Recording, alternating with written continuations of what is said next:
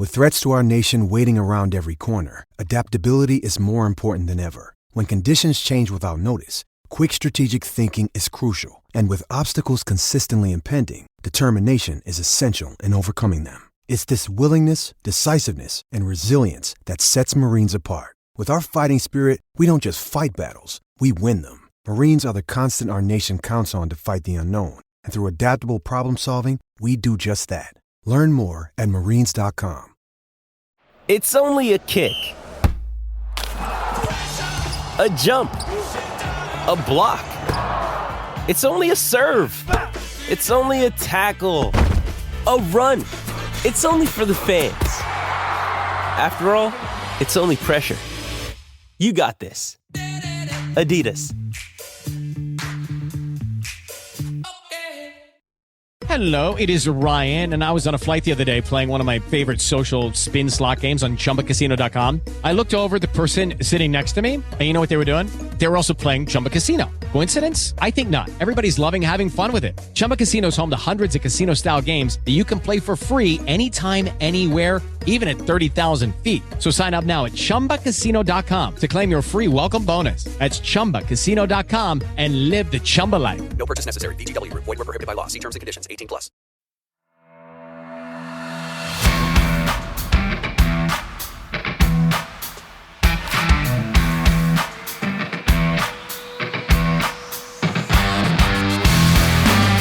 Welcome to the Wrap Podcast, the place to catch up on all the regional and national rugby in Wales.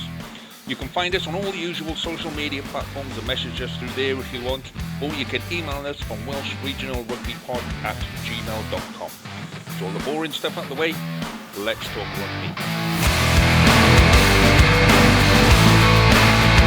Hello and welcome to this week's edition of the Wrap Podcast with me, Lee G. Joining me as always is Jamie and Harley. Good evening, gentlemen. Good evening. And so we're missing the oyster mouth himself, James. I still can't get you two right. I tell you, even when I'm writing it down, I still get you two confused. But one's Jamie and one's James. I know it's not difficult. And you it's would really have, not. You would have thought that the amount of times that I have to write your two names down, that by now I would have had it, but no, still don't. Anyway, James is doing other things this week, so we'll be back next week to join us. So let's start in traditional fashion with a drink of the week, gentlemen. Who would like to go first? Jamie, do you wanna rock this one first? Yeah, I got a good beer this week. So I have got from Harbour Brewery, based in Tenby, Sea Bass. You might be familiar with them, Lee. Yep. For our YouTube podcast, you all listeners, but for the YouTube, you can see there. Look at the label. That's a picture of Sebastian Chabal. So this is the wanky bollocks that's on the beer bottle. So Sea Bass French Pale Ale was originally created for the Six Nations Rugby Tournament in honour of the popular nickname of retired French player Sebastian Chabal, a force on any rugby pitch and well known for his distinctive billowing mane of hair. Taste, as the style suggests, the beer is all about the French hops. So it's a beer after Sebastian Chabal. It's 3.9. It's a French Pale Ale, and it's really, really nice. I like this one a lot. Very nice. Sounds better than the Brains attempt to do a tribute for Alan Wyn Jones called Ale Wyn Jones. And the best thing I can say about it was it tastes like I imagined drinking his sweat would taste. Because it just had this weird sort of saltiness to it, and it was not a good point.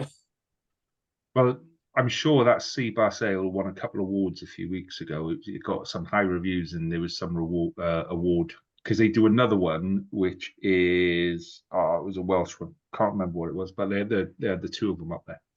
But yeah, it's very, very nice. Yeah, it wasn't in my Christmas Harbour Brewery pack, so I am missing a few. Harley, what have you got, mate? So I've got something that would pique Jamie's interest because of the name and the stylings, but I think it's more your sort of beer, Lee. So it's the Trooper, but the IPA. So yeah, I said I just saw it on the shelf and thought I haven't had Trooper since a very unfortunate night playing a gig in a pub in Bridgend, which I don't remember very much of after getting off stage. But yeah, it's lovely little IPA, 4.3%.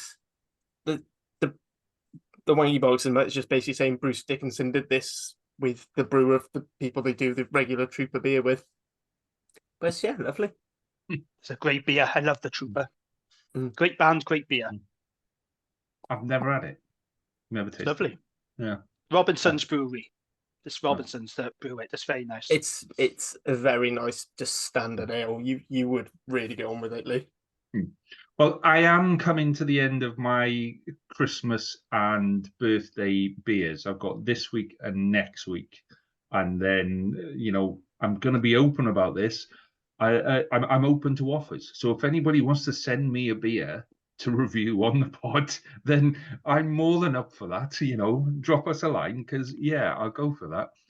I've run out of weird beers to taste. So this one is just the standard. It's a Gower brewery. It's an Oxwich IPA, is 5%, and the Wanky Bollocks are very, very simple.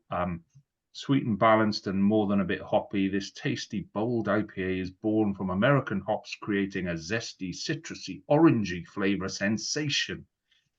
I mean, it tastes like beer, but I'm not getting a sensation of any sort from it, but it's very nice. It's all right, that one. It's a decent beer. So, But yeah, if anybody does want to send us some beer, I mean, I don't think any of us have got any moralistic issues with having free beer and tasting it on a pod and saying whether it tastes nice or not. So, crack on. Absolutely not. If anyone wants to send us free beer and sponsor the pod, please do. Beer, cider. Also open to cider. I'm partial to cider. I know James wouldn't say no to gins because he is an old maid. Which I'm just saying because he's not here because I love gin as well. Well, I still like my Christmas rum. I'm desperately trying to find an excuse to go back and get some more of my Christmas rum, but I'm running out of time. They're going to pull it soon. Anyway, right, let's move on to news desk. Jane, what have we got on the news desk this week, my friend? News. Right, let's start with Scarlets related news then. So Johnny McNichol, he's left the Scarlets with immediate effect to return to New Zealand. The 33-year-old asked to be released from his contract early. So McNichol made 130 appearances for the Scarlets over 8 seasons. I gotta be honest, I didn't realise it was 8 seasons. He'd been there for longer than I realised. Anyway, he was there for 8 seasons. He scored 57 tries, including one on his debut against Leinster in 2016, and he won 10 caps for Wales. I found this news to be a bit of a shock, Lee. I don't know about you. What was your reaction to the news? Not really. No, we were expecting him to go at the end of the season. Yeah. The rumor that kind of went around last summer was when Halfpenny was leaving, and he was kind of like, right, well, okay, well, I'll be there for the World Cup, so I'll be in the World Cup squad. So he was going to stay, so he committed to another 12 months, and then he didn't make the World Cup squad, so he can't. And then he got a bit injured, and it was a bit like, right, as soon as he was back from injury, he was off, sort of thing. So yeah, I mean, he's had some fantastic games for the Scarlets. He's one of the best attacking fullbacks. I think he played more on the wing initially, and he's quick. He's actually genuinely lightning quick on the wing as well. So yeah, it is what it is. This is where we are. As a group of teams, we're going to lose those players back to where they came from. We won't be the last person to leave the Scarlets, possibly this month. You know where he's going?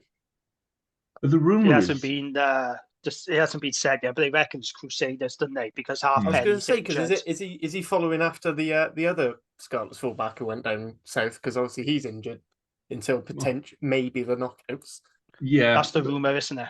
Yeah, but he was always going to go home at the end of this season anyway. So the whole releasing players early, I mean, there is coverage there for him, and there's young players coming through. So bite the bullet, make a bit of space, and keep more players for next season. So, yeah, it'd been some fantastic memories watching him. So, yeah, good luck to him. Yeah.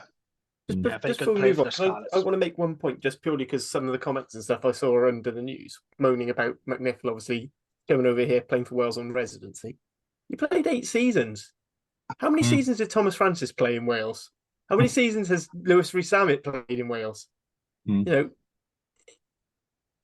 actually, a lot of these players were like, "Oh yeah, they're Welsh. We love them. We love them." No, they've not played here. They've done the Catherine Zeta-Jones and fucked off as soon as they got a better money offer. You know, he actually came here and chose to play in Wales. You know, so you know, to spend 8 years, it's not like he did the minimum and then was like, "All right, now I'm a Welshman." The thing is, though, but he made the effort, like learning the national anthem and things like that. Yeah, exactly. And Hadley Parks was the same. I thought he and then he saw a chance to go to Japan because let's be fair, he's not going to get anywhere near as battered and bruised as he was the way he was playing for Wales and the Scarlets.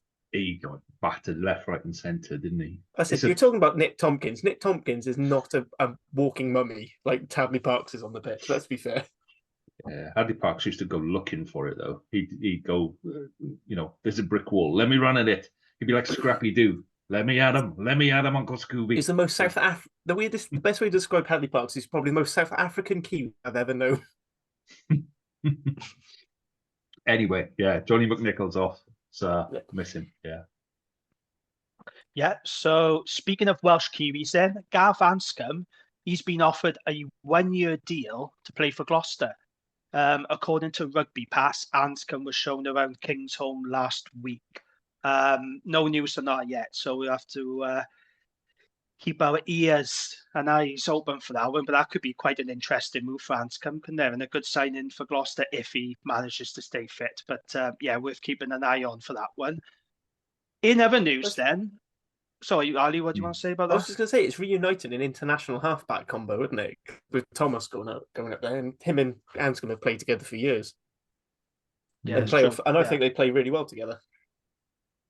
Yeah, like I said, we'll have to see if that move comes off. But moving on then, so the Rugby paper, they reported on the weekend that Dragons have promoted Sam Hobbs to forwards coach after Luke Narraway decided to leave due to a reduced contract offer. So I did a bit of digging on this. Luke Narraway has not left yet, but he is leaving. And it appears that some other members of the coaching team will be leaving as well. So Luke Narraway won't be alone in leaving. It sounds like the Dragons are going to restructure their coaching team, which, let's be honest, is needed. I think it's fair to say, because these guys are Dean Ryan's men, they're not Dave Flanagan's choice. So I think it's the right thing to do to restructure the coaching. But also, I was thinking about this as well. Sam Hobbs must be the busiest coach in world rugby, right? Because let me just tell you who he's coaching for at the moment. So he's part of the coaching team at Newport, for Newport RFC. He's head coach of the Dragons Academy. He's helping the Dragons out with defence.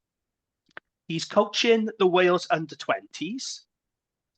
And now he's going to be Dragons forwards coach. I mean, honestly, how has he got the time to do all this? He must be the busiest guy in world rugby. But I know they do think quite highly of Sam Hobbs at the Dragons. So, yeah, best of luck to him.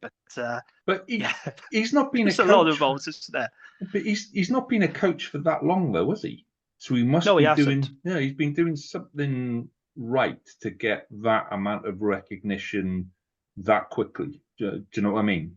He must be very highly rated, because normally you've got to build up a bit of reputation. You've got to have a bit of you've got to produce a bit of stuff on the pitch first. So he must be doing something right somewhere, because that's like you said, it's a lot of people are showing a lot of faith in him he just goes, somebody goes, we haven't got a coach, and he goes, me, I'll do that. I'm available. Well, that's the thing, isn't it? Because let's be honest, he is, as I said, he is highly regarded at the Dragons. I know that, but it is also, let's be honest, a cheap option, isn't it, to promote from within, and that's what they're doing with Sam Hobbs. And like I said, he's got a few strings to his bow now. He is with the Wales under-20s, so it sounds like he's going to be a key part of the Dragons coaching team. So yeah, best of luck to him, and we'll see what the coaching team looks like next season. But it is going to be different from what we're seeing now. Like I said, I think that's needed, to be quite honest with you. So yeah, moving on. Would you believe it? We've got another review in Welsh rugby. So to quote Brenda from Bristol, oh, another one? Yes, that's right. Another review. So a new plan for rugby in Wales will be published in June after the completion of a full strategic review into the Welsh Rugby Union. So this review is being supported by Portus Consulting, who are a leading global management consultancy who provide independent advice to organizations in the world of sport. On the agenda will be finding a way forward for the professional game in Wales with everything on the table for consideration. It's almost like we've heard this all before, isn't it? But everything's on the table, Harry. So, Harley, I'm coming to you. Another review into Welsh rugby. Thoughts? So what's going to happen is they're going to say you either can cut down on all your benefits to member clubs and execs and fully fund the regions, or get rid of the Dragons and the Ospreys, or because that will be the ones that they will say everyone will kick up a fuss and we'll lose half of the regional fan base. Is what will happen. Or worse, they'll merge two teams and both sides, both fan bases are unhappy, and we'll lose all of the fan base. So it's going to be the same answers that happened in the last year, and then nothing will happen. This is what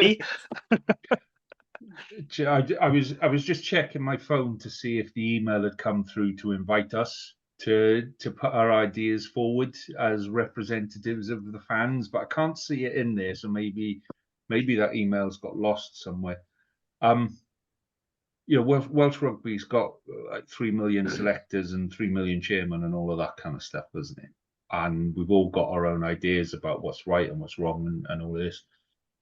But yeah, you do get to the point where you just think like, another review, and the bit that pisses me off with this is that we're going to review, but we're going to talk to the same people again.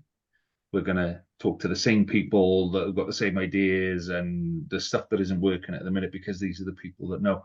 And if you're going to do a review, do you know what? Just do it a bit bigger. Go and do other things and show a bit of backbone and go, actually, this is what needs to be done, because it isn't about just the regions and the national team. If that it depends on the remit of that review. How do we make the national team successful? Yeah, if that's the remit of that review, then the guys playing in St. David's and Langham are fucked. Yeah, and all the kids playing in school are screwed. What's the point in playing? Because we're back to that same bit about everything's about the 23 men on that Welsh squad, on that Welsh bench. So yeah, I'd welcome that review if it is genuinely open and honest. It includes everyone, and if everything is on the table, then everything is on the table. Then let's actually look at it, because the worst thing you can do now is say you're going to hold a consultation and then not ask enough people for their opinions. And that's where they've always failed before. They've asked for opinions from people who haven't played the game for 25, 30 odd years and sitting in a bar and going, oh, well, when I was playing, we used to do this. And when I was playing, we used to do that. And it don't work like that. We need to get more people involved that know what they're talking about, people who are involved in the game now, people who are involved in the school game, the college game, the club game, the professional game, fans, everybody if we're going to do it fucking properly. That's the least they can do, is do it properly. So yeah, but how much is this going to cost as well?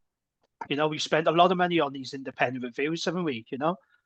That's money that could go into the pro game. So let's just see what the outcome is. And like Ali said, I think it's just going to be the same old recommendations, proposals to cut the team, proposals to, other stuff. It would be the same stuff we've heard in the Oakwell report and the other stuff. So yeah, we'll have to see on that one, won't we? So just to end news desk, then I want to talk about Sinead Harries for a few minutes. So she ended her 14-year career in style, scoring a try and a drop goal to help Brithion Thunder to a Welsh derby victory over Gwalior Lightning in the Celtic Challenge at Parker Scarlets over the weekend. The 34-year-old won 78 caps for Wales and scored 28 tries and played in 4 World Cups. Fantastic career, brilliant servant to Wales and an excellent role model for women in the game. So, I just want to give a shout out to Sinead Harries because I think she deserves that. Fantastic player, and best of luck to her in her retirement. Sinead. Sinead, yeah. Sinead. Yeah. Sinead, okay. I do apologise. But nothing compares to her. No. Fucking hell, shit.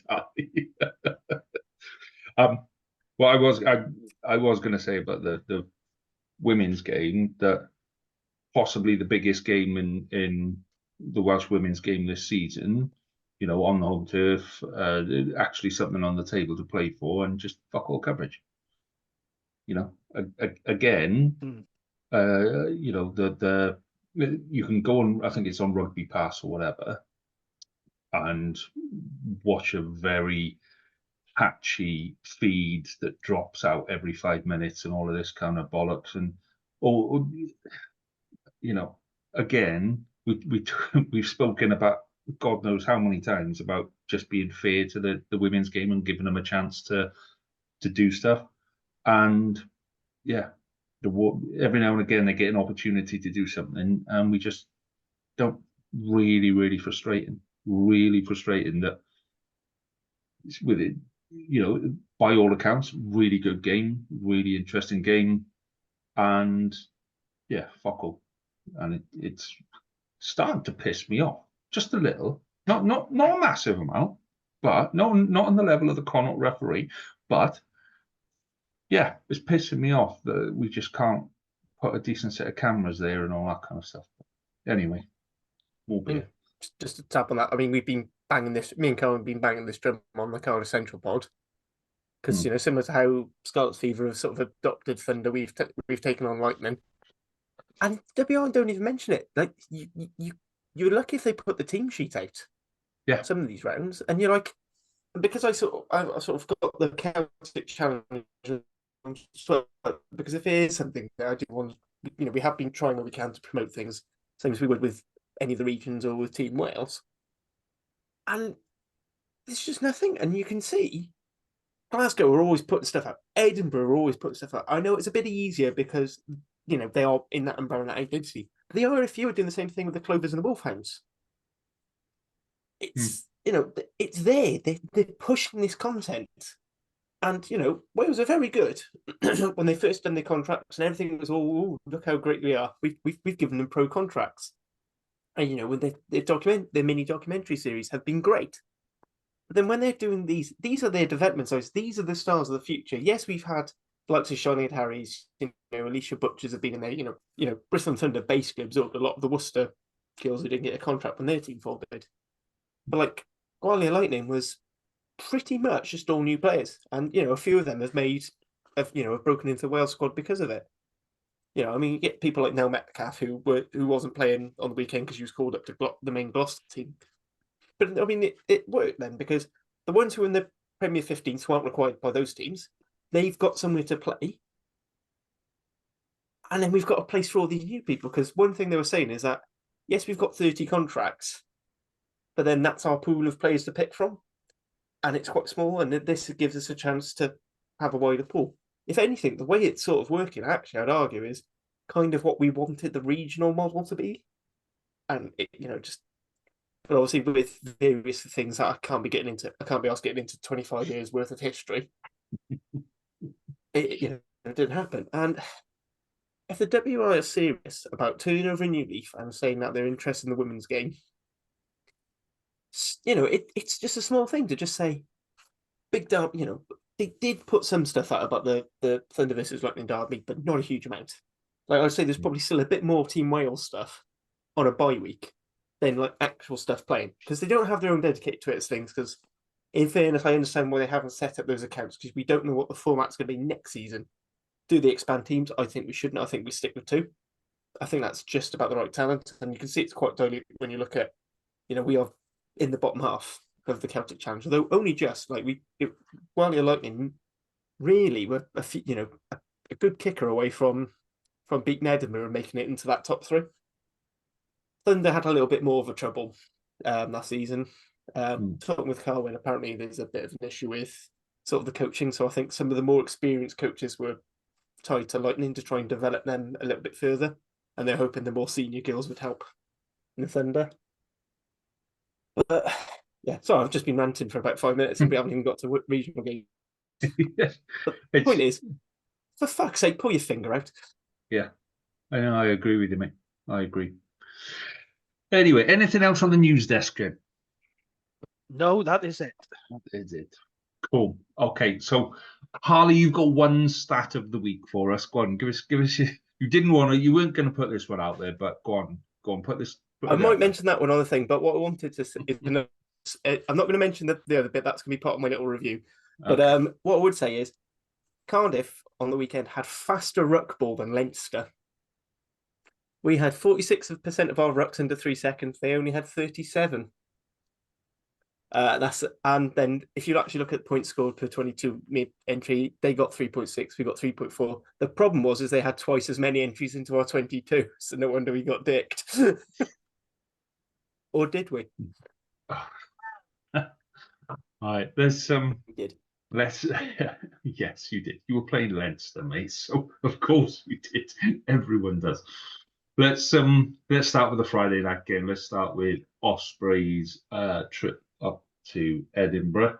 So I was telling Jamie before we started, so I had the decorators in last week, and I managed to get the television back on the wall on Friday night just in time for kickoff. And then I watched the first 10 minutes, and then I moved the television and I bust the cable that goes from the television, the HDMI cable thing. So I watched the first 10 minutes of the Ospreys game, and then a couple of score updates on my phone, and then I managed to get the laptop to watch the last kind of 10, 15 minutes and all that kind of stuff. So this one is really down to you boys about what happened in the rest of the game in that Ospreys game. So who wants to have a first crack at it? I'm going to go with my views on it. I've argued with Yestin from the Ospreys Irie podcast about this, but I thought that was an incredibly un-Toby Booth performance from the Ospreys to quite an extent, because they were playing it in their own half. They were playing with the ball a lot in their own half. They weren't just kicking into the corners and relying on their set piece, which until Havan Sebastian of all people came on was utterly dominant. Like, they were getting the better of WP now, which just shouldn't happen.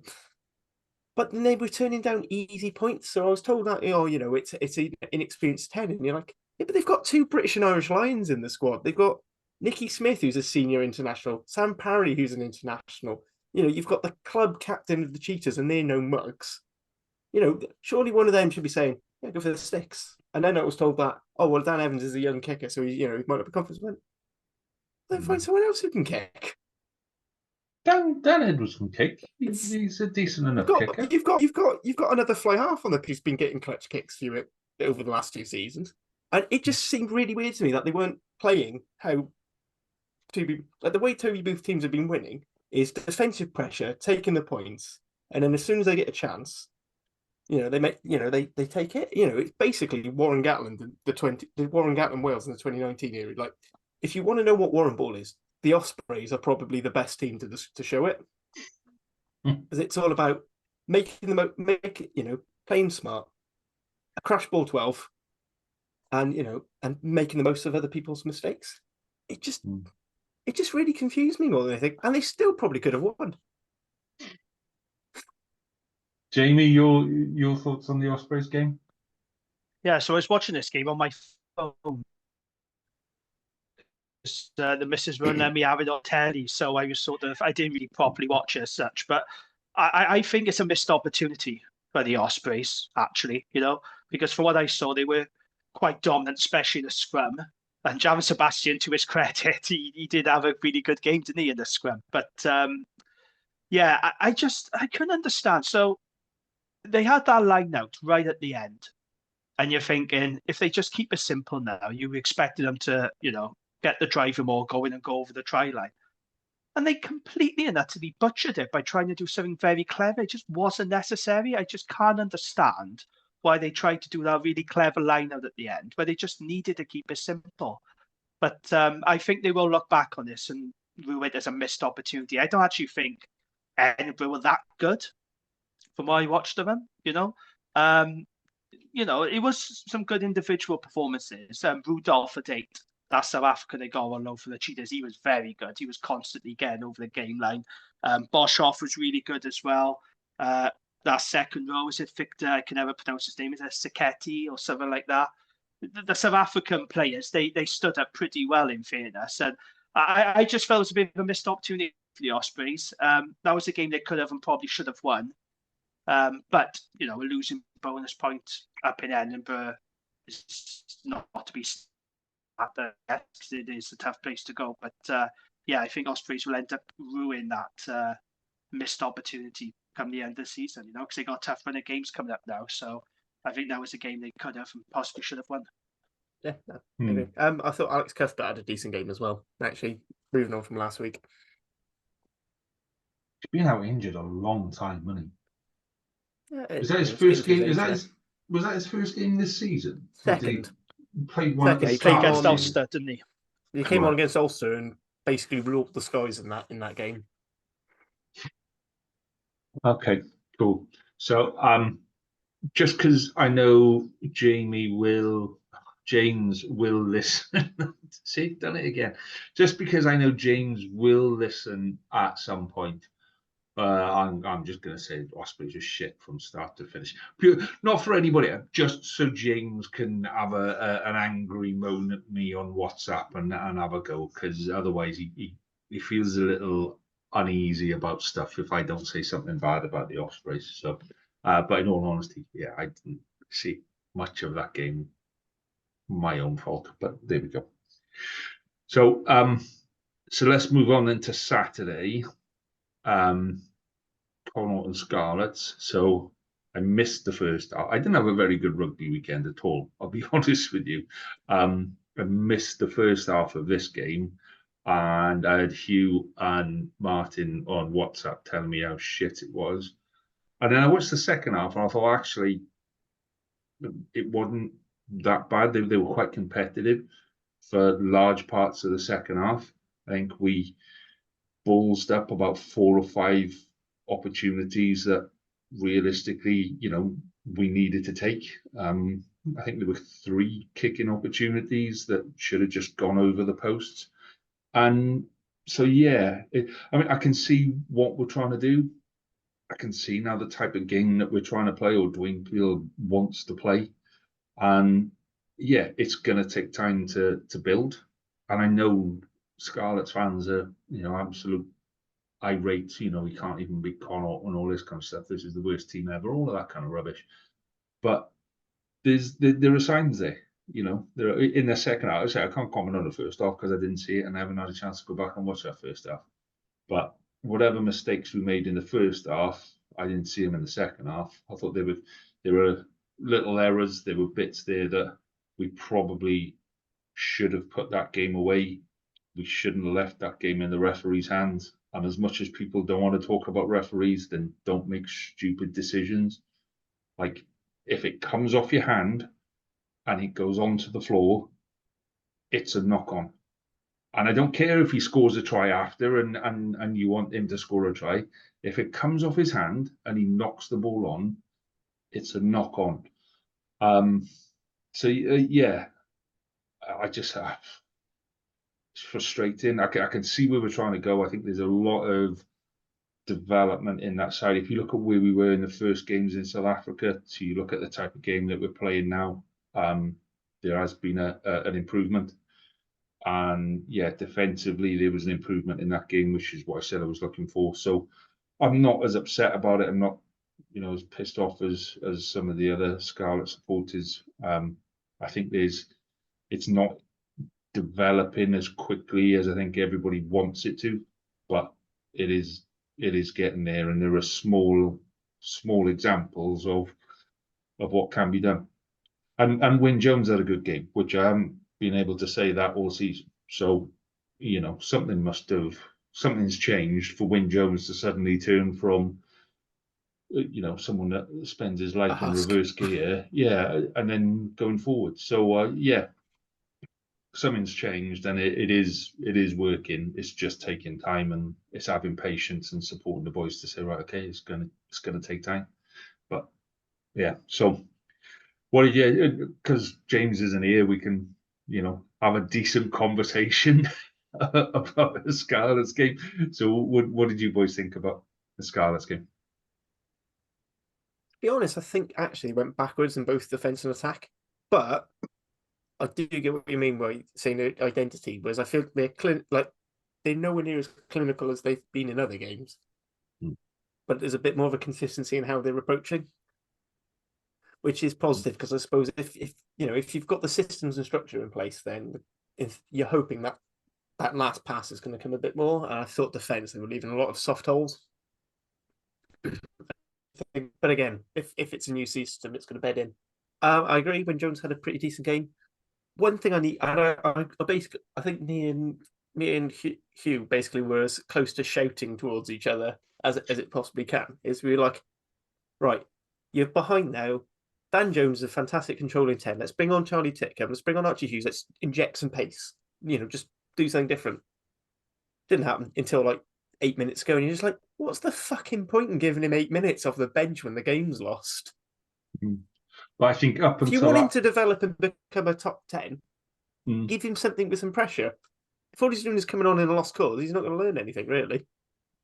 No, but up until that point, up until that knock on, before that knock on, it was we were 7 points behind or whatever it was, and up until that point, I can see why he kept the shape. I can see why we kept that side on. And you had about 30 minutes after then. Yeah, but I can see why. We were playing well. We should have been better in the execution, but that comes from sticking with those key players. Charlie Titcombe will get his time. Charlie Titcombe will get his time, and it's about being patient. Costello spent 3 seasons coming off the bench with 20 minutes to go. Yeah, and that's how we develop. 20 minutes and 8 minutes are 2 different prospects in a game of rugby. Yeah, I know, but like it's Titcombe's first season. We just need to have a bit of patience with what's happening, and it will come. And Titcombe will force Johan Lloyd to fall back. You can. The fact that all your fullbacks have left will force Johan Lloyd to fall back, but yeah. I didn't watch. I was just about to say. So I didn't see the full game. I've seen extended highlights on YouTube. I still think the Scarlets got big problems in defence. They missed 32 tackles against Connacht. That's far too high. For what I saw as well, the line out still isn't functioning as it should be. That was at a 67 success rate. That's just not good enough. So I still think there's a lot of work to be done at the Scarlets. There were some soft tries, but it's a tough place to go, isn't it? That's the thing. It was always going to be tough for the Scarlets, but I still think they really need to show up their defence, and it's going to take time. I know Jared Payne's back on defence, but they still look a little bit soft to me, the Scarlets. So it's still plenty of work to do, I'm afraid. And your thoughts on that try with the knock on? Yes, no, the bollocks, wasn't it? It was a terrible decision. Absolutely terrible. Unfortunately, it's what we've come to expect in the URC. There was another terrible decision in the Ulster Dragons game, which I'll talk about in a bit. But that's disgraceful. I just can't understand how the TMO, we can all see it. We can all see it on our screens. We can all talk about it on Twitter. Why can't the TMO make that very simple decision? It was a clear knock on. It was clear. That should not have stood. Would it have made any difference to the result? Absolutely not. But that's neither here nor there. That try should not have stood. It was a very poor decision. Okay, let's move on to Cardiff then. So go on, Harley. Give us your stat now then. So if you ignore the first 10 minutes, we won the game. So that's That's Actually, no, I think we would positivity. still That is. actually, no, I think we still would have lost by 1, to be honest. But that's by the by. I said it was absolute like 10 minutes in, we'd let in 2 incredibly soft tries, like just unforgivably soft. And I was really worried. I predicted. I actually wasn't. I was only about a point off my prediction last week with 13-point loss. I thought it was going to be a lot more. I thought it was going to be more like 31-point loss by that. And then we seemed to sort of flick a switch. It's annoying we didn't do that right at the start. A lot of talk's been said about Tino Stabia, and he missed 7 points off the tee. That gets us another losing bonus point, which is quite vital at the sort of end of the league. To be honest, I think we're going to be bottom of the pack, and then you've got the very bottom at the end. But it is starting to become a problem. He's a fan. I think his playing game is unbelievable, but his kicking at goal is costing us. And I think we need to try someone like Ben Thomas, just have someone else kicking goals. Just let him say, you focus on what's going on between when the ball's in play. Someone else kick goals. Take it off. It's worked for other players before to make. When Jared was our main guy at 10, we had Anderson kicked all the goals, and it worked. Other than that, we all right in defence. I said the first 2 tries were soft, but the last 3 were, Leinster really had to work hard for. I mean, this game did come up with the most peak Mike Adamson thing you'll ever see, though. So we had Leinster scored a try. Everyone was like, "Well, that's clearly held up." So anyway, conversions missed, and they go back, and then the TMO's calling it. He's been on the comms like the whole way through. Mike Adamson saying, "No, right." He goes, "No, Mike, it's clearly held up." So anyway, the TMO shows him hold up. Well, I think he was offside, and then decides Thomas was offside. And I think the only way this could be more peak Mike Adamson if instead of giving the original try and then cancelling it, he'd have given a penalty try, but said it was just a penalty. To which eventually, about 3 minutes later, Leinster score off. But it was just like, how could you see a ball down in that? Like you can see, like when they show the replay, Thomas Young is like underneath it, like and the ball's on his chest. But that Reece Carey played very well. I'd say just go back to that for a sec, because that's all 3 of us now, because Jamie's got one as well. But surely by now, with the size of the URC, the importance of the URC now, it's not a small league. It's not Magna's 12. We've been doing this a while by now. We should know what we're doing with referees and all that kind of stuff. And TMO, I don't necessarily blame the referee all the time, because the referee can only see what the referee can see. The TMO's got 12 video angles run at slow motion and zooming in and all of this kind of stuff. Surely TMO should be better than this by now. Yeah. Okay, we're all agreed on that then. Okay. Yeah. Reece Carey proves he's a fantastic battering ram from about 5 to 20 metres out. Is that enough for Wales? I'm not so sure. Because he was cut open quite a few times in defence. Leinster were clearly targeting where he stands in the defensive line. He's very slow to cover. I think he stands a little bit too wide, and they were getting him on the inside basically every time they had a run. So fantastic from defence. Ben Thomas, I thought, really good. Played most of that game at 15 because Beetham went off with a HI, which yet another Cardiff player off with a HIA, and it's never looked at.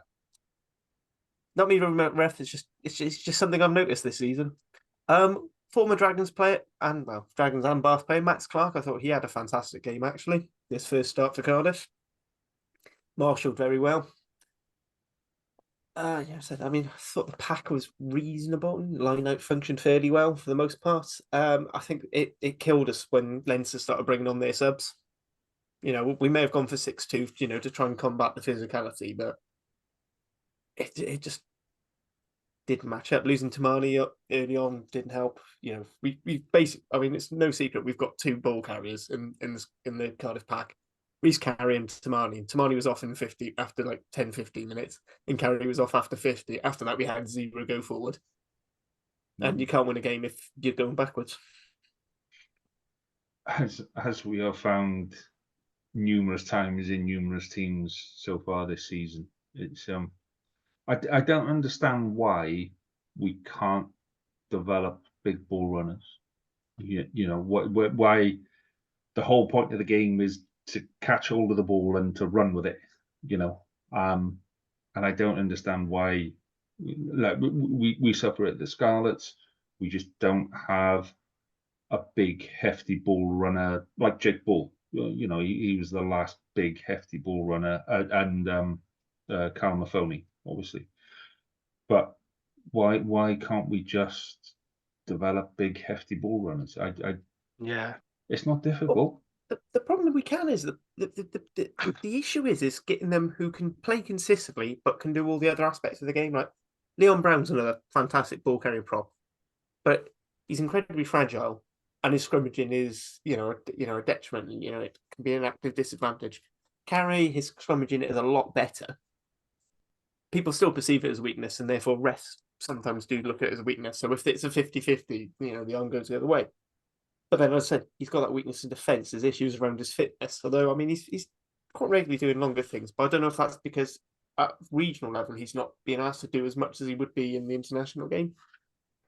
But the other issue as well is when we do have someone who's a great ball carrier, they end up being the person they don't pass to, and they have to clear out rucks.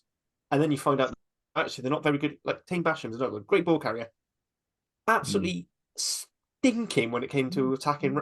To getting over attacking ruck ball. The amount of times he was penalised for Wales for going off his feet. And it's like, give Basham the ball, get Thomas Francis the clean, because he was one of the best he was one of our best breakdown cleaners we had in the squad. And they were giving him the ball so he'd make 1 metre and Basham would have overrun it. Because he's expecting someone like him carrying. And I mean, there are ways around it with tip on passes and stuff, but I just think not only do we not produce them, the rare times we do produce them, we don't know what to do with them, so we cock it up. All I saw on Saturday night on Twitter, or X now, was everyone going on about Rhys Carey, saying he should be in the Wales team. And look, I like Rhys Carey, but I'm just like, no, that's not the silver bullet to Wales' problems. Would you put him ahead of Gav Thomas? No, I wouldn't. And let's not forget, the problem with Rhys Carey, we know he's a good ball carrier, but he's been rejected now by 2 national coaches. And it's a lot of this to do with conditioning. He's just not meeting the requirements that's needed from an international player. So I just found it a little bit strange. Everyone's sort of clamouring and jumping on the Rhys Carey hype train. I just thought, no, come on. It with all the players. I mean, Morgan Morris was having it again because again, he's a good ball carrier. But also, he doesn't fit in the mould of a number 8 like Alan wants. He wasn't the mould of a number 8 the Pivac wants. They want option, someone who's athletic, good footwork, is comfortable in the white channels, a fantastic, a distribution game that rivals the centre, which is what you get with Wainwright and Falatine. Nicky Smith. Nicky Smith is.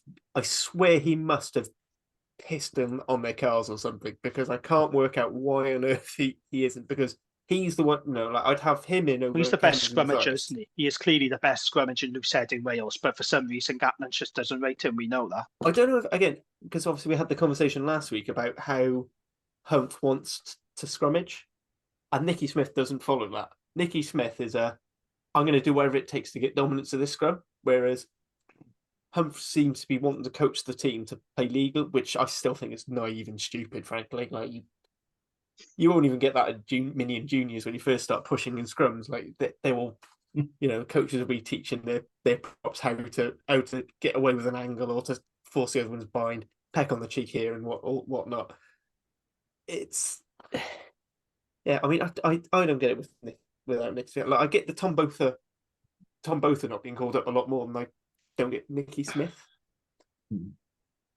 We'll talk about the Wales team in a mo. So let's talk Dragons then, Jane, and because it was replayed on S4C last night. So I didn't watch that either because my telly's not, but the cable is still fucked. So thoughts? So when you look at the scoreline, 49-26, and you haven't seen the game, you just think, well, it's another thrashing for the Dragons. Now, whilst it was a heavy defeat, there's actually a lot of nuance and context to this. So we have to remember the Dragons got 20 players unavailable through injury and Wales call-ups. So we had to take a young team to Ulster. So you had guys like Joe Westwood, who's a centre, making his first start on the wing. And then you got young kids like Ewan Ross at fullback, Brody Coughlin, Luke Yendall, Barney Langton-Cryer, Harry Ackerman. So we took a fairly young team out there. And then you compare that to Ulster's team, who had their Irish internationals returning to them. So they had Tom Stewart, Tom O'Toole, Nick Timoney, and Jacob Stockdale. Also, they had the likes of Mike Lowry, Stephen Kitsoff, John Cooney, and Billy Burns returning for them. So this was a very strong Ulster team, and it was always going to be a tough night for the Dragons. And when Ulster got their bonus point try on 33 minutes, you're thinking, oh, here we go again. It's going to be a 60, 70 pointer. And by the way, that bonus point try, Mike Lowry's second try of the night, that should not have stood, because if we want to talk about poor URC decisions, that pass from Drew Postlethwaite was clearly forward. It went to the TMO for review. You could see it was clearly forward. And even the commentators, the pro-Ulster commentators on Fireplay said, that looks forward. The Italian TMO gave the try. So, yeah, I'm sorry, but decisions like that just aren't good enough. And look, it makes no difference to the outcome. But like I said, yeah, that's not the point. I can't understand how TMOs are getting these decisions wrong when it's so obvious, when it's so clear. It was a mile forward, but it was given. So yeah, you're thinking, here we go again. It's going to be a really tough night for the Dragons, another painful night. But to the Dragons, they didn't let their heads up. They stuck in there. They battled really hard, and they came away with a try bonus point, which is what they deserved. The driving ball was very effective. We got a lot of joy from that. We got 2 tries out of it, and that's quite pleasing to see. The scrum did struggle, as you would expect. Line-out was hit and miss, but the driving ball has become a really good weapon for the Dragons this season, and it was made to good effect on Saturday night. In terms of individual performances, Dan Lydiate was excellent. I have to say, one of his best performances for the Dragons. He put in a really solid shift, very good defensively, worked his guts out all night. I mean, I don't want to say it's return to the old Lydiate. He was, throwing back the years, but it was a very good performance. Tame Basham, who was released from the Wales camp, so he started at 8. He was very good, carried well, tackled hard. He got a couple of key turnovers as well. James Benjamin was our top tackler. He put in a good shift. And the kids did all right, in fairness. Like Sir Rossa, Westwood, as I mentioned earlier. Wales under-20s fullback Hugh Anderson came on for his debut, and he looked quite lively. But this was a lot better than Glasgow. And I know the scoreline doesn't reflect that. And when you read the headlines, it's the usual cliche bollocks of Dragons slayed, Dragons thrash. But it doesn't give the full picture, because Dragons worked hard.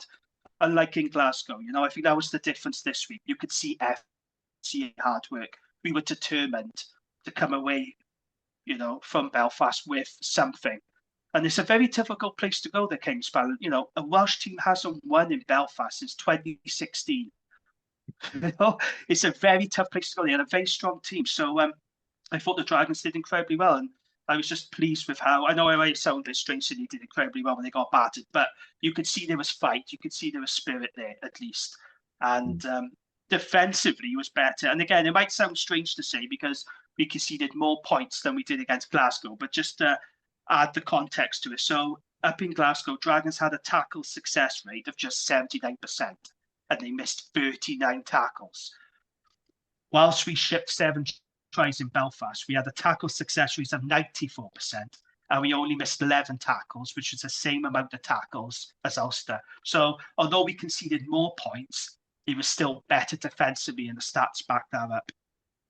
Also, spare a thought for Harry Taylor, because Dragons are really struggling with injuries. So we had him on loan from Gloucester, the back rower, because we have a back row crisis at the moment. So he was parachuted straight into the team, made his first start for the Dragons, and he went off injured after 19 minutes. And apparently it is quite a serious injury. So, I just think that sums up the injury luck at the Dragons at the moment. Look, you still got the too many silly penalties, too many unforced errors, which don't help our cause. Some soft tries. And Ashton Hewitt was on co-coms on Fireplay, who I have to say was actually really good on co-coms. So the amount of times he kept saying, we are our own worst enemies. I mean, he must have said it about 4 or 5 times, but he's right. But you can say that pretty much about every Dragons game. You know, we're still making those unforced errors, you know, those bad decisions under pressure and, you know, really sloppy errors.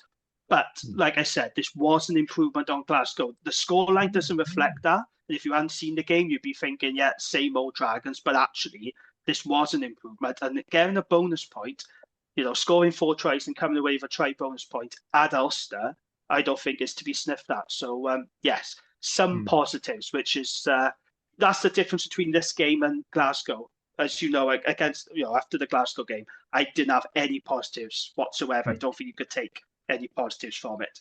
But with this game, you can actually take some positives. So something to build on at least. But yeah, beaten, but much better from the Dragons this week.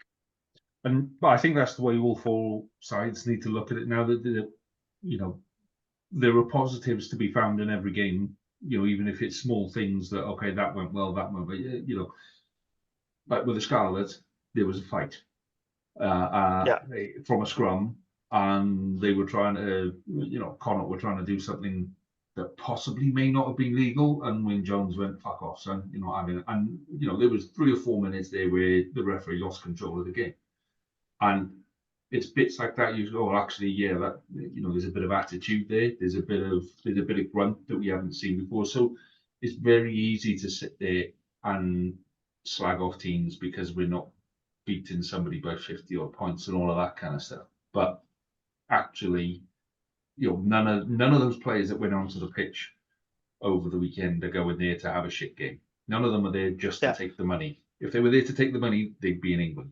You know, no, I agree. But like I said, you have to look at the lineups, mate. You look at our Dragons team; it was very young, it was inexperienced. You look at our Ulster team; they had all their Irish internationals back. Stephen Kitsoff, you know, John Cooney.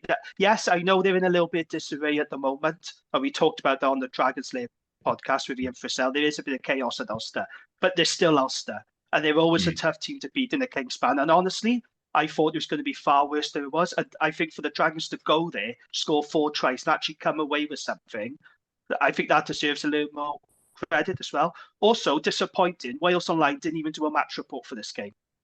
So they did a match report for the other 3 regions, didn't do one for the Dragons. Yeah. Thank goodness for the South Wales Argus, I say. And Chris Kerwin, who's an excellent sports writer, did a very good column. Who's always fair and balanced. And yeah, it's a heavy defeat, but there were positives, which, you know, when you look at the scoreline, you probably wouldn't see that. But if you watch the game, there were positives for the Dragons. There definitely were improvements compared to the shambles up in Glasgow. Cool. So talking of looking for improvement and desperately clinging to something that we can class as a positive, Wales versus France this weekend. I mean, France haven't been playing well so far this year. You know, France have had a nasty scare against Italy, and I think we're going to catch the back end of that. So, what are you expecting from this weekend, Harley? Well, can I just say, right? They were supposed to have had a reaction after the Ireland game because they got humiliated at home, and then they lucked their way through the Scotland game. They then lucked a draw in the Italy game. I don't think there is a bounce back. I think they genuinely have got something in, you know, something has really gone rotten to the core on that France team after losing that quarterfinal, coaches going whether losing Untamat and Dupont. If you lose one and then have the other, that seems to be able to help coast them through. And if you look back to all the Wales-France games since the 2019 World Cup quarterfinal, it's usually been a moment of magic from either Untamat or Dupont that's taken them through and on to the win. I saw far more in Wales's game against Ireland than I saw from France in any of their games. I genuinely think this is a game we actually have a good chance of winning. Oof. I don't think, especially now they've lost Chalobah, so they're probably going to be looking at Tommy Ramos at 10, who's played a lot of 10 at club this season, but he's still prone to doing something stupid.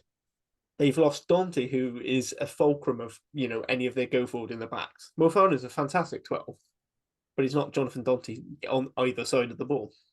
That's going to make things a lot easier for our midfield. So, I think we've actually got a decent shot. so where are they weak then? Because I'd still look through that side and you'd go man for man. Even if they're down to their third or fourth choice in some positions, man to man, we're on a level. So, I don't necessarily see where. I get what you're saying about where they're weak when they're not as all singing, all dancing as they were in the World Cup. But I still don't think that we're in a great position to carve them open with a chainsaw. Do you know what I mean? So, first of all, things that we can target. Their defence is, despite it being a Sean Edwards defence, it seems like the message just isn't getting through. He's not able to convey it as the buy-in isn't as there as has been with other teams. So, the blitz is a little bit softer, which means we're probably going to have a few more weaker shoulders than we would normally. Their wingers tend to be a little bit both. Their wingers don't. Dale Berry's quite good, but he's also quite small, and he's probably going to be on a. I will get on selection now, but I think he's probably going to have someone like Mason Grady run just charge at him. Damien Penaud is showing, for all of his fantastic, bullshit magicness, he is an incredibly lazy defender. He's actually not that great under the high ball either. We don't know what fullback's going to end up coming in. So I think, we've got something to target there. We'll kick to compete.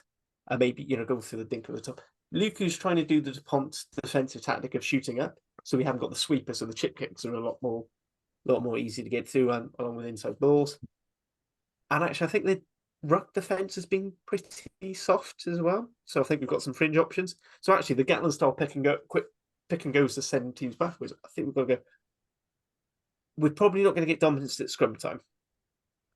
But I think we've probably got a pack who can just about hold their own until Antonio and Bay by tire.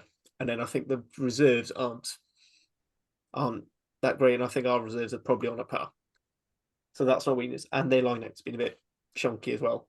Whereas ours is actually, whilst Adam Beard is on the pitch, and Elliot D, our line-out is actually working really well. And again, it seems to be a thing with Welsh teams at the moment. The driving wall's working really well for us, for pretty much all the sides.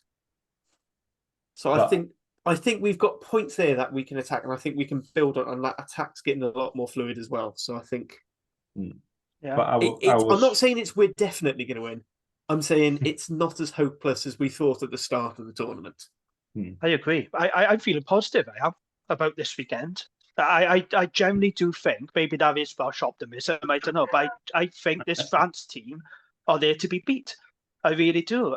They've been poor, this Six Nations. Italy should have beaten them. As Harley said, they have frailties in this team, and defensively, we don't associate a Sean Edwards defense with being, frail, but they have looked quite frail in defense. And I definitely think that if they're taken, the only problem is, as Harley mentioned it, can we have parity up front? We know how big and dominant that French pack is, but also we're struggling to get over the gain line. And that's been a constant theme for Wales throughout this tournament. We're really struggling with ball carriers and getting over that gain line. Also, our accuracy in the red zone has been lacking. So any opportunities we do get, we are going to have to be clinical. But I think this is a winnable game for Wales. I really do. And, they haven't got Shiny Bear. He hasn't been great this tournament anyway.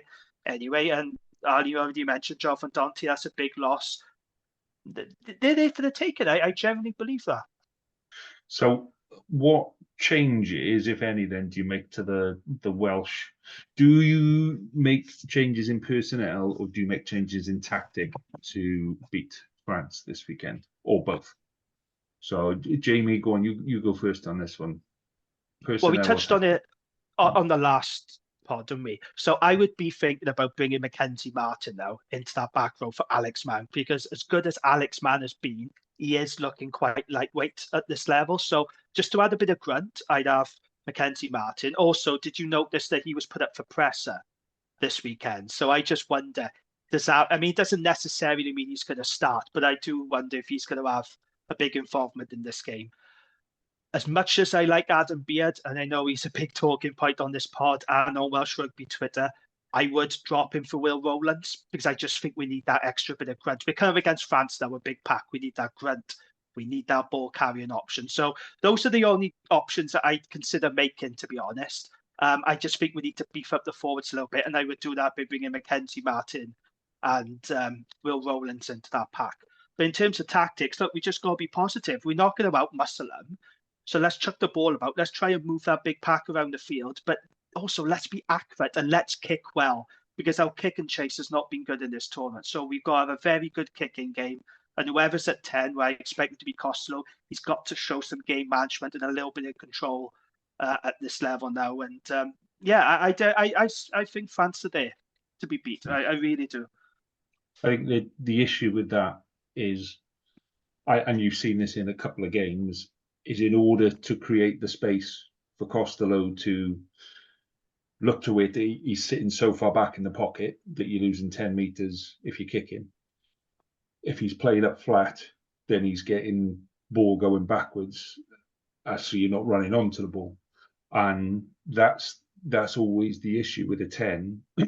This is where Dan Bigger was good, where Dan Bigger couldn't pretty much do anything to start with other than hoof the thing really quickly, because he had no space to deal with. He was constantly going backwards. The pack was going backwards. Boom, he could put it up the pitch. And Costello's not that kind of player. So it's a difficult one, because when you say we're bringing in Will Rowlands in, he's the ideal person to give you go forward, but he's only 1 out of 8. So he goes forward and gets stuck at the bottom of a ruck. Who's that next player that's coming in? And that's where we need. I agree with you bringing in Mackenzie Martin. I think he's just got a bit more bulk than Alex Mann. And Alex Mann was my player of the tournament before the tournament started. I genuinely think he is. Him and Mackenzie Martin are the future of the back row. I just think he's got that bit of bulk that we're going to need against France. I think they just slow the game down massively, where every time we got the ball, we'll be working off 4, 5, 6 second rucks, and we won't be able to do anything. I disagree with Sloan. I think we've got to try and keep everything as quick as possible. I would like to. What I'm saying is I don't think we have the ball carriers there to do it at the minute. I said, weirdly, I'm going to disagree with you, because I'm picking one card. I mean, it's weird because I've got to pick between one Cardiff player or another Cardiff player, but I'd keep Manning. I think the way he's scything down big ball carriers, and actually he's not been given the opportunities to carry. I think actually maybe what you might want to do is, He's had 2 tries, though, hasn't he? He's had 2 tries, yeah. Nice lineup. When he's been given the ball, he scores. I don't think Mackenzie Martin actually managed to impose himself on the game in Ireland as much as people wanted. Sevens clearly want to. I think probably actually just giving him another go off the bench. For me, Pat-wise, I'd be tempted. The problem is, right, I don't want to take Gareth Thomas off, but I'd say Domachowski is a more abrasive carrier. But Gareth Thomas gives you more solidity, and his tackling's fantastic, and actually sliding them down over the game. For me, I'm going to bring in bulk, but I'm going to bring it on the wing. And I can't believe I'm saying this. I'm going to drop it. I drop back Josh Adams because I was hoping that he was just a bit injured. Bloody hell. Game or two Are you okay, Harley? Are you okay? This is the thing. I've had to concede. Blimey, I never thought he'd say He's just this. not. He's lost his mojo. So I'd be bringing Mason Grady in on the wing. Said that to the other Actually, I'd be tempted. I'd be tempted to go 6 to make this into a 6-2, and I just have Hardy and Johan Lloyd on the bench as our backs, because Johan Lloyd will basically cover everything, and then you can always move Grady in. And then I would have Will Rowlands and Teddy Williams coming off the bench, and I'd have a full second row replacement just to add. And if you wanted to have him as a 6, and then Mackenzie Martin on the bench, so you've got the versatility. Then you can use Teddy Williams as a 6 or a second row. The only way I'd change that round is maybe bench. I know it's controversial because he's a captain, but I'd be starting Will Rowlands and Beard, because the thing is, our line-out goes to shit when Beard goes off. Part of that is because him and D seem to go off at the same time. But I think we need an attacking platform, and for us it's our line-out. I don't think we're going to get the dominance or even the parity at scrum time to make decent scrum ball there. But we've got more of a chance of off line-outs. And actually, when we have had the line out on our ball, it's gone better. So I'd be tempted to go that way. Right, I think Who Who that's would be the captain then, though? Who would be Welsh captain if David Jenkins wasn't playing? I'd go to give it to Beard or Rowlands. They've both been captain before, anyway. I don't think Rowlands hasn't been captain of Wales, but he's captained the Dragons, and he's been a leadership role for. And actually, when it was peak Beard and Rowlands ran the defensive lineup, and Adams role and Adam Beard role ran the attacking lineup. And that worked really well. So I think the issue is like that scrum against Ireland, that first half scrum against Ireland, found reverse gear really, really quickly. And if happens, so would you if you've been pushed that way? Yeah, I know. But come on, Porter was not driving straight on a lot of scrums. Let's be honest. We said that right at the start, and it wasn't picked up, and all of that kind of bollocks. And there's nothing to say that that's going to be any different in France, because what I would say is heavier. I mean, it's at home, not in France, but Kieran Asraki held his own against Cyril Bay in the Heineken Cup. Yeah, I think it's the scrum that's going to be the issue, because France don't like kicking the ball out either. We've got a policy of not kicking the ball dead. They've got a policy of not kicking the ball dead. So it's going to be ping pong, ping pong, ping pong. So the chances of relying on lineouts are going to be less than a standard game. Yeah. Well, then maybe we have to change the tactic and we go all out on the defensive attack in the lineout. Well, and that's why I say, do you change? For me, I think you have Beard to come on, but he comes on and stays on with Rowlands, and that's harsh, but to finish the game, having those two on the pitch in the second row to finish the game gives us a bit more of an all-round finish. And as good as Dav Jenkins is, and he is a bit of a wrecker in a ruck, if he knows he's on for 60, 65, then you've got Beard coming on after that, or Rowlands. I reckon Rowlands will be on for the full game with Beard to come on. I think that just gives us a bit more of an edge. And Gatland has subbed, we subbed Warburton in the past. If he thinks it's the right call, then he will make the right call. But I would do the same on the wing, where I would bring. The difference is I would take Rio Dyer, and I said this last week, Jim, and I think Dyer is a superb player, but we've got to play the players that are going to be right for that game. And okay, I mean, I will disagree with you. That's not me being biased. I don't think it's right to drop Dyer, but I'm with Jamie on this one. He's our best kick chaser. Yeah, and you need pace. And if we're looking at kick, relying on kicking, but we've said, but we've said, that kick game isn't working well, and the kick game isn't going to work well if the forwards are going backwards. I think we need to establish parity up front first before you even start looking at that kick, because you're losing 10 to 15 meters every game. Yeah, on that. So I'll just drop in Dyer help with that then, with the forward dominance. Explain because that. You then have you then have two big bulky wings. That's what I said. Is George North and George? Hang on, let me finish a fucking sentence, man. Oh, you're gonna fucking put George North in and have Tompkins and so Roberts in the centre. Of course he is. Yeah, that's right. Make the wings really heavy and the lightest possible midfield we can pick in Wales. So again, but he hasn't got the gas. George North hasn't got the gas on anymore. Let me finish. He doesn't need to. Right. So you then have George North and Mason Grady running off Costello or running off 9. Yeah. And that's where your big head. When George North was actually running at forwards, he was getting more meters out of running at forwards than he was running at backs. Yeah. So when he gets caught in that tight ruck and he happens to just pick a ball up and go head down because he's going, there's a big fucker there, and he just get going, he's actually really, really effective in attack. So bringing him and Mason Grady off 9 and off 10 constantly, is really going to fuck up that French back row. And I think the option of playing Joe Roberts at 13, Joe Roberts at 13 he's the informed 13 at the minute. The issue is who do you play at 12? And you're right. If you put Joe Roberts and Tompkins at 12 and 13, it's a really small centre partnership. I think the issue is we don't have a 12 that can take over from Tompkins, and we haven't got a 6'4" inside centre who's actually playing regular rugby at the minute. Yeah. So I think you have to look at who we've got available. And as I said, against Italy, yeah, I'd have Dyer back in because I don't think you need to play that kind of game against Italy. But against France, you need big, heavy runners. The options aren't in the centres. If you're going to play George North at 13, you still need to find a way of bringing him outside 10.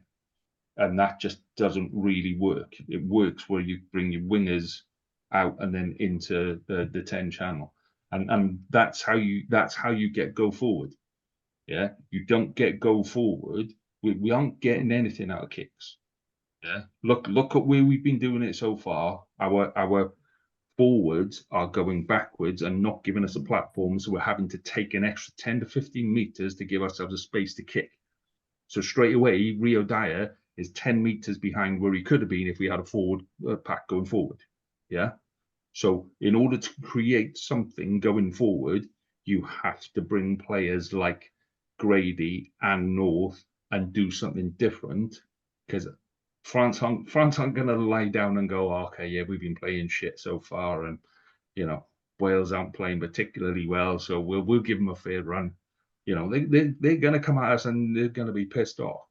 So we have to put big boys down that 9 and 10 channel, or 10-12 channel, and I don't see any other option other than Mason Grady and George North, and that would be how I would use it, because otherwise we're just going to be. That's not going to happen, though, is it? Let's be honest, that's not going to happen. Well, at the minute, it's not going to happen. No, and that's the problem, is we're already back into this. We have to do what Gatland always does thing, and do you know what? 10 years ago that worked okay, but everybody else has worked that out, and we haven't worked out. But everyone has a big fuck off 12. Yeah, and we don't. And we're sitting there and going, oh well, we can still play that same kind of game, and it doesn't.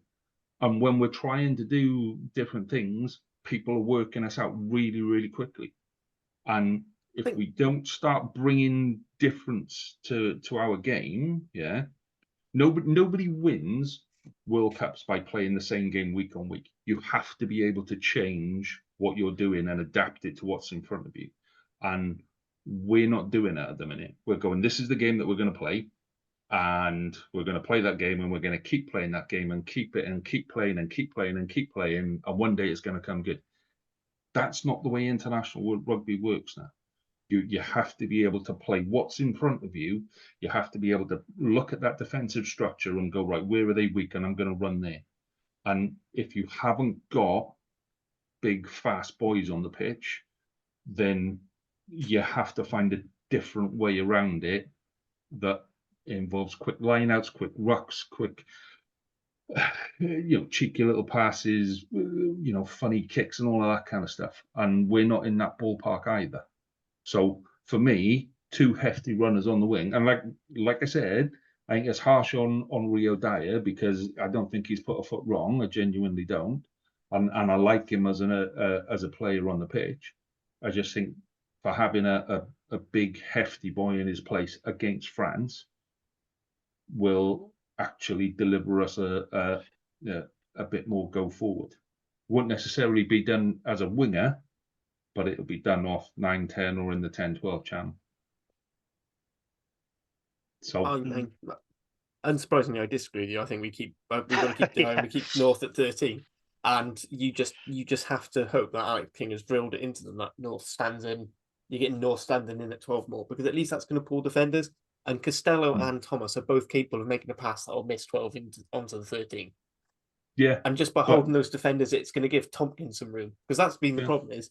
When the ball goes from Costello, Thomas to Costello to Tompkins to North makes meters. The problem is a lot of teams have worked it out, so they swarm over Tompkins, knowing he's probably going to get the ball. But we haven't passed the ball across the back line at all this season. We have We've not. tried. We We've haven't tried moved, it once or twice. No, we It just haven't gets moved swamped at that 12. ball. No, we have not moved that ball from 9 out to 13, let alone 14. Yeah, that ball has not come across that line once so far this year. Then explain how And- Tompkins has almost as many passes as Costello and Johan Lloyd. It's getting there. The problem is that it's getting caught too quickly. I mean, I know we quite often have Tompkins standing in at 10 and then Costello's a bit further wide. That's the problem, is we're getting caught. We haven't got anyone who's holding that defence, and that's an attacking shape issue there. Which when we as talk for kicking, you're right, going 10, 15 metres back to Costello is wrong. So that means then, do we need to start box kicking more? And does that mean then, talking myself out my own decision, do we then drop Thomas for Kieran Hardy, who is the best box kicking 9 in that squad? Even if he has been playing crap for Scarlets most of the season. It's not I think most Scarlet fans would agree they'd rather Archie Hughes. Yeah, but do you then change that? Playing. Because then, you're not losing those 10 metres. But I say he's not been playing, and that's, he's had a handful of games and not really. And we've said this season after season, Hardy doesn't play well for the Scarlets, but he does seem to. I think he's got more tries for Wales than he has for the Scarlets. So speaking of scrum halves, for Ospreys, but speaking of scrum halves, do you think we'll see Gareth Davis again this tournament? Probably not, to be honest. Do you think there's a chance he'd be involved against France, maybe on the bench? I think he's the only thing I can think is if they want that proper shooter again. Yeah, and to just try and spook Luku. But I think this is with a 9-10 who haven't played that often together. But this is where we need to change the way that some of the way we think about the game, where we go, right, okay, for this game, that's the best option. Not he's the best 9 in Wales right now, but for this game, he's the guy that we need in there doing what he does best. And I don't know, I'd say Gareth Davis would be more likely against Italy than he would against France, in all honesty. Just with George North, though, Gatland just doesn't seem as a way. Spoke about this. He has said that he sees George North's future at 13. So I don't think he's ever going to make that decision unless we were really suffering an injury crisis and putting George North on the wing. And he just hasn't got the gas. But also, don't forget, George North, he has good games against France. There's been a few moments in the past 6 Nations. He's had some really good performances in Cardiff and in Paris. So expecting George North to have a good game. And I hope he does. I wanted to play with a match just to piss you off, because I would love it if you won't play with a match, just for you to say something nice about him. Okay, yeah, you would have to say something nice about him. I don't know how many times you want me to say George North is good in attack. Because every time I talk about George North, I talk about him in attack, playing really well. And this is what I mean. He was good defensively against Ireland. He was good defensively. He was. Okay, I'll go back and I'll do I'll show you the stuff, Jane, where he gets caught behind a rock and he doesn't know where to stand. I haven't mentioned George North in defence. I've mentioned George North in attack and how to get the best out of George North in attack. George North at 13 is wasted. Yeah.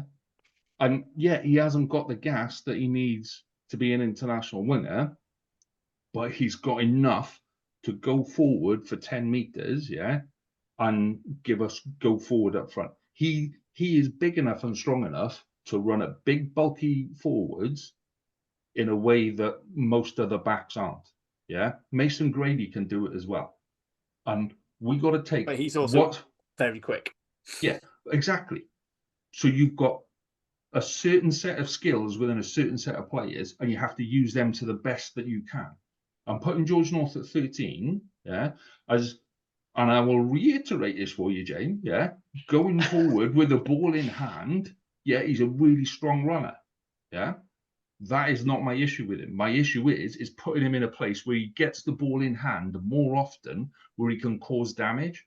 At 13, he isn't causing damage, I'm not saying that Joe Roberts would be any better. Joe Roberts would offer a different kind of style of play there. Whether that would work against France, I don't know. But What would work against France is having two big, heavy wingers coming flying off 9 and 10, fucking up their back row, fucking up their scrum half and outside half, and giving them something serious to think about instead of, they can focus on 12. We're running the 12 channel because that's our only real option. Yeah. So we have to take the players that we've got with the skills that they've got and make the use of them. And I don't care if George North can't run 100 meters in 10 seconds anymore. Yeah. I want him to run the first 15 meters like a beast. And that's what I talk about. Do you change the people or do you change the tactic? If you're going to put him there, let him do what he does best, is my argument. We don't know that. Okay. Okay, moving on. Right. So so I've got James's prediction for the game. So James's prediction is France by 8 on that. So I told him he's a traitorous scum and he's gone maybe. So yeah. So James has gone France by 8. So Harley, your prediction? Oh, it's going to bite you out. I reckon Wales by 6. Cool. Well, that backs up everything you said. Yep. Jim? I go for Wales win as well. I just got a feeling. Like I said, I think France are for the taking. As long as we got parity up front, piece solid, and we're clinical. Yeah, and we got to be accurate. I think we'll win by. Well, I'm gonna say Wales by 4. Wales by 4. Okay, cool. I'm gonna go France by 1. Wales by 4, yeah. So yeah, France by 1 for me. Oh, well, shit ups. You should have said I thought Wales by 1. No, oh dear. It's in Cardiff. The roof will be closed. I'm hoping the roof will be. If they insist on the roof open, it just. I can't be asked with Roofgate again this week because you know the press they always lap it up, and it's boring. It's so fucking boring. It gives them 2 days worth of from Gatland. We want the roof closed. They said no. But yeah, I think that kind of dictates the kind of game that you get to play. Yeah, I just think it'll be close. I think it'll be a close game. I think neither side is really firing particularly well at the minute. And it may come down to one dodgy decision, particularly if we've got an Italian TMO. It'll come down to one dodgy decision here or there that will throw the game.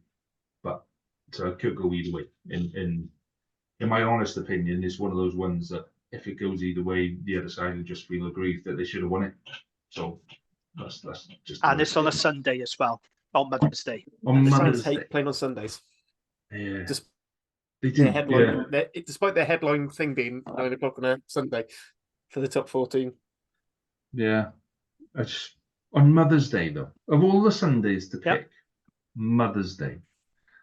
I mean, I'm not watching the game, or I can tell you straight away. There's going to be 23 disappointed mothers somewhere. Yeah, there's going to be a lot of mothers going, he said he was just nipping out to get milk, and that was 3 hours ago. I wonder where he's gone. It will not surprise you to learn I've booked a table for Mother's Day at Tiny Rebel, so I can have a Sunday lunch and watch the game.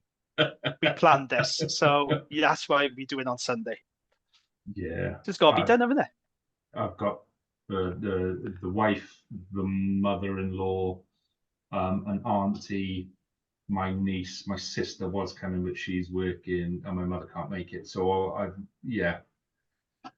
I've got other chances of me slipping away to watch a game looking weak, unfortunately. I said I'm in a weird situation because I've got my first Mother's Day as the dad of a small child, so I'm having to organise presents and a card from someone who has no idea what's going on. You know, it's just. But the first one is good fun. The first Mother's Day is good fun because she'll just go, "Oh, give it to me. I'm a mother." And you'll go, "Fine, I'm off your love. I'm over watching the game. Let me know when you're done, and I'll be great. I'll be fine." It's you'll love it, mate. It's a good. Yeah. For the record, there's no Italian TMOs. It's so we've got Luke Pearce in the middle. Yeah. Good ref. Andrew Brace and Good ref. Damien Schneider. I quite like that name. Schneider. I'm encouraged by from Luke UAR, Pearce as which ref. I'm not actually That's sure an what appointment. UAR is. Which union is that? Is that Argentinian rugby? The UAR? Yeah, that's, I don't know. And then Argentina. it's Ian Tempest, or Tempo as you'll always hear him called on if you're a TNT Sports listener. Oh, great. He's gonna be the TMO. Okay. So yeah, I don't think we worry too much about Jacqueline because Luke Pearce is very, very pro attacking side. But I mean, he's consistent with it, and you know what you're going to get. So it's not going to be any Pontypool's surprises. finest, Luke Pearce from Pontypool. Oh. I was going to say it's because it's a Welsh ref, and it's like, no, he spent same as Andrew Brace. He grew up in Cardiff, and clearly he fucking hated his time there because he really hates Cardiff. He's a good ref. I rate Luke Pearce highly, so that's encouraging. No, I agree. I think it's brilliant. Right. Okay. Yeah, I did mention something. I don't know if we want to put it. It wasn't on news desk, and it's not really Welsh related. But the whole idea of TNT Sports potentially getting the autumn internationals. I think if it's just the England internationals, fine, they can fuck off. For me, but we need clarity, don't we? Because that article, when you read it, it reads as though it's England fixtures only. Because that's what Sky had a few years ago, wasn't it? They had the rights to England autumn internationals only. But I just want a little bit more detail. Is it for all the home nations, or is it just England? That's what I'd like to know. I think it depends. For me, I'd be quite happy if the Wales games are on there, because then it's more stuff condensed into one TV package I'm already paying for. It's like I'm not watching Super Rugby because I can't afford to buy yet another subscription. And people tell me how wonderful Sky Sports is, and you watch this, that, and the other. I literally only watch rugby. Yeah, that's my sport. That's the only one I watch. I don't give a shit about football. I don't care about golf. There's now a Sky Sports tennis, apparently. It's like, great if you like Wimbledon and shit like that. I don't. Yeah, I think it works if, and I've said this consistently, you just need everything in one place. Don't care where it is. Just get a rugby all the channel. rugby. Yeah, that'd be great. A dedicated rugby channel that showed all the tournaments. Okay. Obviously, you'd have to have several channels, but it comes under one channel. Like, that's the idea. But you've got to be careful because there are two ways it can go. Because you can have Super Sports, which apparently is great, or you can have Flow Rugby, which friend of the pod David Lawrence from Scrum of the Earth has banned himself from talking about how crap it is on his own show because he got fed up of saying it week in, week out. But if you like in the UK, if you had a dedicated rugby channel, where even if like all of the URC games, for example, were on a Sunday, week to week they were on a Sunday, it would take a bit of adjustment, but you get to it. Or all games were on a Friday night, or you had 2 games on a Friday night, 2 games on a Monday night. Do you know what I mean? If it was consistent, you'd adjust to it, and you'd be able to watch all games from all leagues, and it will be fine. It wouldn't be a big issue. The issue is like you say, having to have TNT or BT, and then you've got to have Amazon for the autumn internationals for the Welsh games, and then BBC, assuming that they say BBC or ITV for international games, and then Viaplay for the URC. It's just a pain in the arse. So there's too many broadcasters and it is confusing, isn't it? I guess with Amazon, though, the only benefit is it is cheaper than TNT and it is more accessible. Also, as well, I know it's slightly different, but with the URC TV deal, I think you mentioned in the group today, didn't you? Or someone did, it's going to come to an end. We need to be careful what we wish for, because as much as we moan about Fireplay, at least we get to see every single game live. And if it moved to TNT, that might not be the case. We might not see our team play every single game live. So be careful what you wish for as well. Yeah. And what happened is with the Premiership, it's because they played so many games. During COVID, BT played everything. But before and after, before you had to go on Premier Rugby TV, and then you'd have to you could stream it for free. Usually an hour late. Basically they put it on an hour of delay, or you had to wait an hour until after it finished. Then they started charging for it, and we've seen the same thing with the Challenge Cup, where it used to be a free stream, and now you've got to pay. Was it Jamie? You end up spending, was it 7 quid? I spent £7 watching Zebra Feed Dragons, and was it worth it? Absolutely not. And But- this is where we got to be careful. I mean, it's quite nice. So I do recommend everyone who listens, if you haven't already, download Rugby Pass TV. Even if none of the domestic games are necessarily on here, but like all of the Celtic Challenge, the women's game was on there. The women's game was on there. Any game that doesn't have a TV deal, but is being broadcast. So if it's not got a TV deal in the UK, Rugby Pass are trying to buy up all the rights to them. So they cover the and others. So you end up with quite a lot of extra rugby. So I think the HSBC Sins is on there at the moment. Because TNT Sport got the one game, they sort of depont for a bit, and then that was it. That was their hype gone. Okay, maybe we'll talk about that a bit more next week, because I got a feeling that one's going to start to, as soon as a couple of people get a hold of it and go, oh, this means that the British League is coming, the Anglo-Welsh League is coming, and all of this kind of bollocks. I got a feeling that one's going to explode over the next couple of days. Yeah. So, I just wanted to finish off tonight with a couple of things. So we said last week about doing a charity auction thing for Christmas. So we put a couple of posts up on social media, and that went down quite well. So, thank you for everyone that replied on that. That's definitely something that we're going to look at now. And then I start looking at the planning of it. Go, oh, fucking hell. I should have stayed quiet. So, but yeah, hopefully we can get something up and running for that. So, finishing off tonight then, so we'll be back as normal next week. So, here's what happens when I do a pod. Okay, so I'll do this pod, then I'll do the Scarlets pod, then I'll usually have a bit of tea while those two pods download, and then I'll process them. And as soon as they're ready, if you're really quick and you're really good and you're really up for it, they'll be released on a Monday night.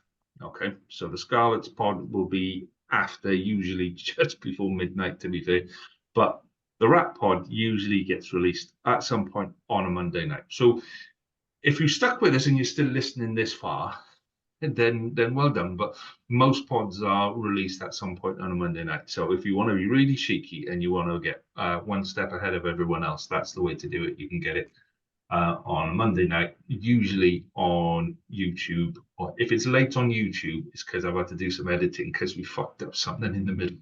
That's usually what, because YouTube just takes forever to render if you do an edit. So catch us on YouTube and all the usual places, on Apple, on Spotify, or on our web service and all of that kind of stuff. But yes, that will be available. I just wanted to give a quick nudge to everyone that's lasted this far. Go on, Harley, you were going to say something, mate. Well, I just want to say, good. So the YouTube's currently up to 176 subscribers. So yeah. Lee threatened. You listened, didn't you? That if we get to 200 subscribers, he will put up a video of him dancing to Beyonce. And I made the promise then on Cardiff Central Pod that if we get to 250, he'll take it back down. We don't have to keep looking at it. So if you can subscribe as quickly as you can. Yeah. The deal is, and then I've just got a little bit of advertisement for the Cardiff Central Pod. Because there's been a lot. Let me explain Beyonce first, right? Because so the Beyonce thing is, my wife who showed me how to do this dance, and I do salsa dancing on Tuesday, so I was like, right, and okay, yeah, we'll do this and we'll record it and all that. So I haven't quite got it yet, but I will get it, and it's one of those TikTok dances and all of that kind of stuff. Yeah. So I said it as a joke to the Scarlets boys last week, and they went, yeah, we're going with that, right? Okay, so I've put it out there. When we get to 200, when we get to 200, the goal is to get to 500. When you get to 500, you need to get to 1,000, and then you get advertising money and all that kind of stuff. Yeah? So I figured if we did like something on every 100 subscribers, then there'd be a goal to aim for. So the first one is me dancing to Texas something by Beyonce. I'm figuring if I got to do it at 200, you boys are we're gonna have to do a group one for 300, just to kind of, we got to commit to this. I will share the link for a project my mate did for his media studies project for Mud Beer, which is around about the time of the World Cup from that year, and it's basically me jogging along a park and getting absolutely smashed by a big lad, which is hilarious. And I will reshare that. And maybe an updated one with a couple of the boys from down the club. Oh, okay. Because this is a face you want to see smashed in a tackle. Let's be honest. That's I the know face everyone knows it. I want to see that face in a cowboy hat singing "This Ain't Texas." Anyway, you were going to advertise your Cardiff pod, mate. What were you going to say? So obviously we've had various success with Lance Bradley, David Buttress, a couple of we've had Simon Red Mudrak on this pod before. So we're not. There's been a lot of issues about the Cardiff people. So we have got something in line. I'm going to warn you now. It's not Vicky Holland's not Alan. They're too private, but we do have someone who sits on the Cardiff Rugby board, hopefully, coming in the next couple of weeks. Well, so if you want to start getting your questions out, please message the Cardiff Central pod. Yeah. Don't message Rap. Don't message us on Rap because I'll just go... Because I don't read it. Yeah. And we'll just go, fucking hell, Harley. Please. So, on X, it's at Cardiff Central, or me on Twitter or Blue Sky, or on the Cardiff Central Facebook page. Cool. And so just let us know. But please remember, it's at Cardiff Central, not Cardiff Central Pod. That's the old account that doesn't work anymore because we lost the password. We forgot the passwords. And the password to the email address. Yeah. We've got no way. Somebody somewhere's looking at an account going, why do I keep getting all these Twitter things asking me to log in? Anyway, gents, we're all done for tonight. We'll be back again next week where we will discussing the Wales-France game back into... No. Are we doing 2 weeks? Do we go Italy? Yeah, 2 weeks. Yeah, France and Italy. Yeah, it is, isn't it? So a review of France, a discussion of Italy. Might get my friend Francois back, and we'll see where we go from there. So all the best, gents. Have a good weekend. Enjoy your rugby. I'll talk to you then. Toodle peps. Ta-da. Nosta. Take care. Bye.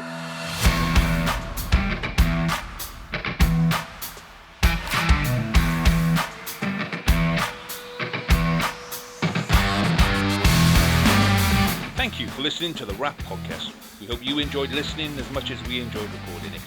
Please do rate us and tell your friends, as it really helps us to grow and get better.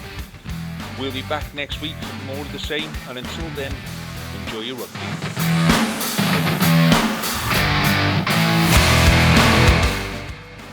Sports Social Podcast Network. Hello, it is Ryan, and I was on a flight the other day playing one of my favorite social spin slot games on ChumbaCasino.com. I looked over at the person sitting next to me, and you know what they were doing?